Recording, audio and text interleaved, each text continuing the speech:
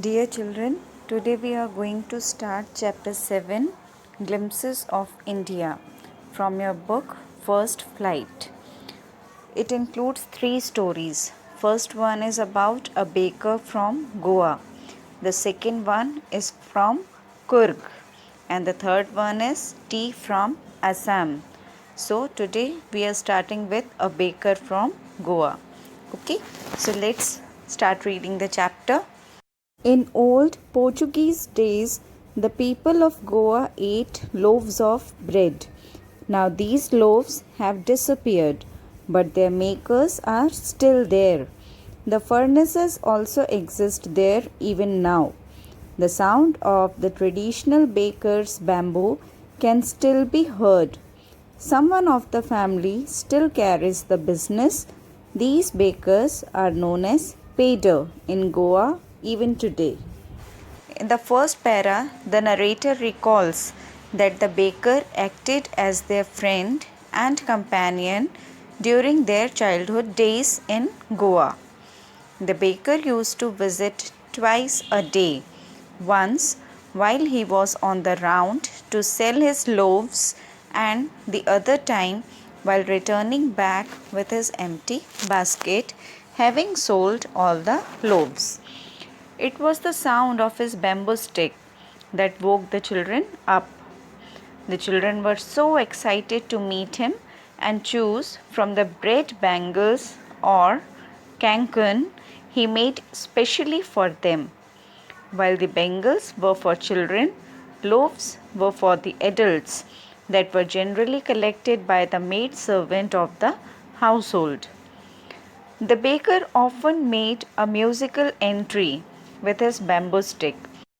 His one hand supported the basket on his head while the other banged the bamboo on the ground.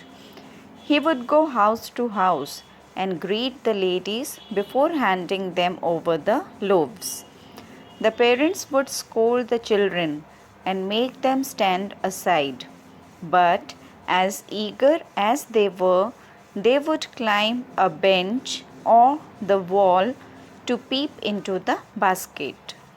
They did not even bother to brush their teeth before having those bread bangles because it seemed unnecessary effort for them to pluck mango leaves from the branches to use them for brushing the teeth. They considered brushing unnecessary because the hot tea could effortlessly wash their mouth, and they thought that animals like the tiger never brushed their teeth. Bread is an important part of the Goan culture, and it is evident from its presence at every important occasion. From sweet breads at marriages to sandwiches at engagement parties and cakes and coconut cookies at Christmas as well as other occasions, makes the presence of a baker in every village very essential. Bakers were known to have worn unique knee-length frock dresses, typically known as kabai. In the narrator's childhood days, he had seen them wearing shirts and pants whose length was shorter than the usual ones.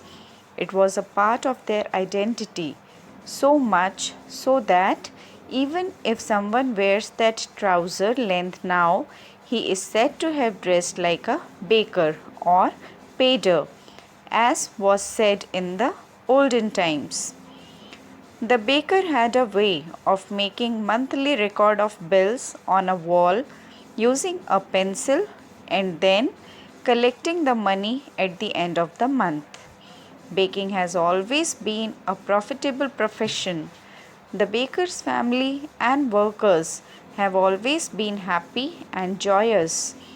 The baker was usually fat, which was proof that he had a lot to eat and hence was a proof of his richness. Even to this day, someone with a well-built body is compared to a baker. So this was all about the first part of this chapter, Glimpses of India.